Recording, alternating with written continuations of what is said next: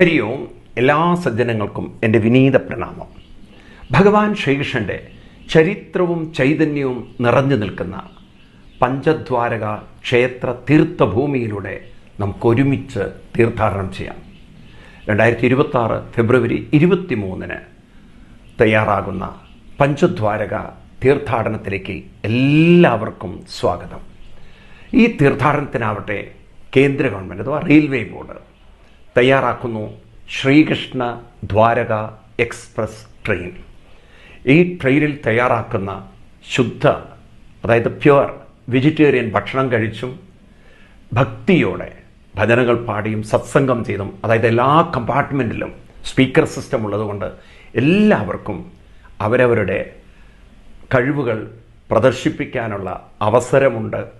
അങ്ങനെ ഒരേ ഭക്തിഭാവത്തോടെ ഹൃദയതാളത്തോടെ ഒരു കുടുംബമായി നമുക്ക് യാത്ര ചെയ്യാം. 2026 ഫെബ്രുവരി 23 ഈ തീർത്ഥാടനം ആരംഭിക്കുന്നത്. തിരുവനന്തപുരം സെൻട്രലിൽ നിന്ന് കാലത്ത് ഈ ട്രെയിൻ പുറപ്പെടുന്നു. തുടർന്ന് കേരളത്തിലെ പ്രധാന സ്റ്റേഷനുകളിലെല്ലാം നിർത്തി ആ സ്റ്റേഷനുകളിൽ ഭക്തന്മാർക്ക് ഈ ട്രെയിനിൽ കയറാവുന്നതാണ്. 2026 ഫെബ്രുവരി 25 നാം ഉദയ്പൂർ സിറ്റിയിൽ എത്തിച്ചേരും. ഏറെ ചരിത്ര പ്രാധാന്യവും ടൂറിസ്റ്റ് കേന്ദ്രവുമായ, അതുപോലെ തന്നെ ഭക്തിക്ക് പ്രാധാന്യമുള്ള സിറ്റിയാണ് ഉദയ്പൂർ സിറ്റി. അന്നവിടെ നിന്ന് ഫെബ്രുവരി 26 നാം രാവിലെ തന്നെ ഭഗവാന്റെ ചൈതന്യം നിറഞ്ഞു നിൽക്കുന്ന ഒരു ദ്വാരകയാണ് നദ്വാരക. അവിടെയാണ് ഭഗവാൻ ശ്രീനാഥ്ജിയായിട്ട് വിരാജിക്കുന്നത്. നിരവധി ആളുകൾക്ക് ഭഗവാന്റെ പ്രത്യക്ഷ അനുഭവം കിട്ടിയ ക്ഷേത്രമാണ് ശ്രീനാഥ്ജി. അവിടെ ദർശനം നടത്തി. മറ്റൊരു ദ്വാരക ഉദയ്പൂരിലുണ്ട്, കൺക്രോളി ദ്വാരക. അവിടെയും അനവധി മഹാന്മാർ തപസ് ചെയ്ത് ഭഗവാന് പ്രീതിപ്പെട്ട് അത്രമാത്രം അനുഭവം സിദ്ധിച്ചിട്ടുണ്ട്. ആ ഒരു പുണ്യദേശവും കണ്ട് നാം ട്രെയിനിൽ യാത്ര ആരംഭിക്കുന്നു. 27 നാം അഹമ്മദാബാദിലെത്തി. അവിടെയുള്ളൊരു ദ്വാരകയാണ് ഡാക്കൂർ ദ്വാരക. അവിടെയാണ് ഭഗവാൻ രൺചോദർജി എന്ന പേരിൽ വിരാജിക്കുന്നത്. ഭഗവാൻ യുദ്ധക്കളത്തിൽ നിന്ന് ഭീരുവിനെ പോലെ പലായനം ചെയ്തു എന്ന ഒരു പ്രത്യേകതയുള്ള ഒരു ക്ഷേത്രമാണ്. നിരവധി ആളുകൾക്ക് ഭഗവാന്റെ അനുഭവം പ്രത്യക്ഷമായ ചിരപുരാതനമായ ആ ദ്വാരകയും ദർശിച്ച് നമ്മൾ അവിടെ നിന്ന് 28 യാത്ര തിരിക്കും നേരെ ജാംനഗറിലേക്ക്.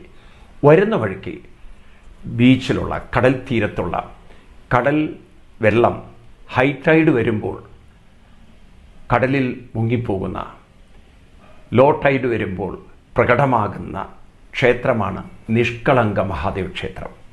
അപ്പം നമുക്കവിടെ ആ സമയത്ത്, അവിടെ ചെല്ലുന്ന സമയത്ത് ലോ ടൈഡ് ആണെങ്കിൽ ആ ക്ഷേത്രത്തിൽ ദർശനം നടത്താം.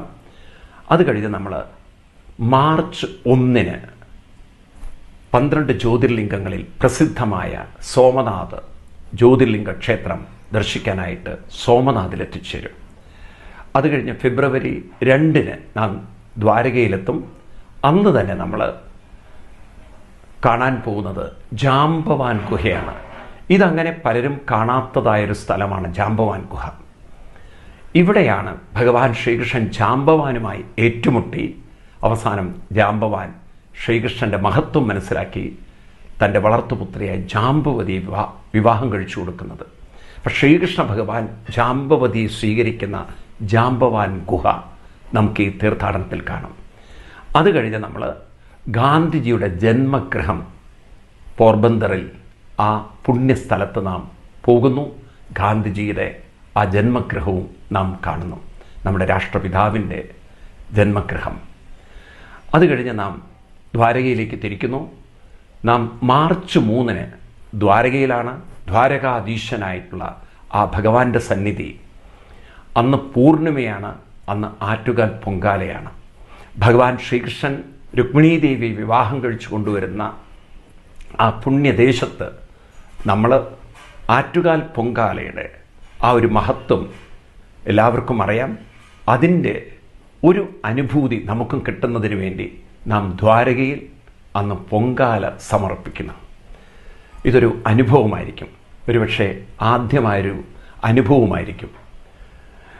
അങ്ങനെ നമ്മൾ ദ്വാരകാധീശ ക്ഷേത്രവും കണ്ട് ഭഗവാൻ ശ്രീകൃഷ്ണൻ തന്നെ വിശ്വകർമാവിനെ കൊണ്ട് നിർമ്മിച്ച ബേട്ട് ദ്വാരകയും ദർശിച്ച് നമ്മൾ അവിടെ നിന്നും യാത്ര തിരിക്കും. 4-ാം തീയതി നാം എത്തിച്ചേരുന്നത് ഏകതാനഗർ.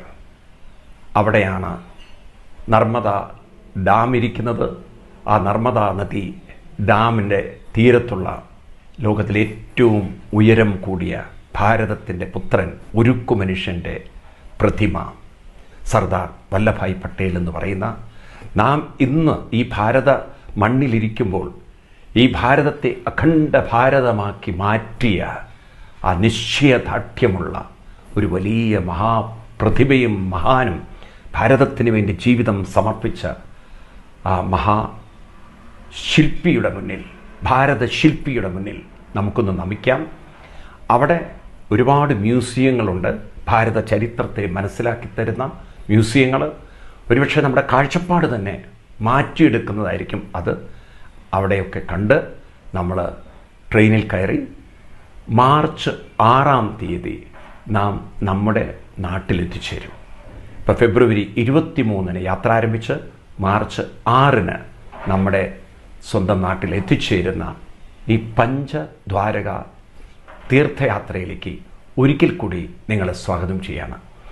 ഈ തീർത്ഥയാത്രയിൽ പങ്കെടുക്കാൻ ആഗ്രഹിക്കുന്നവരെ വിളിക്കേണ്ട നമ്പർ 8281882111. നമ്പർ ഒരിക്കൽ കൂടി പറയാം, 82812111. ഞാൻ ഒരിക്കൽ കൂടി പറയാം, നമ്പർ 8281882111. മറ്റൊരു നമ്പർ 9497033999.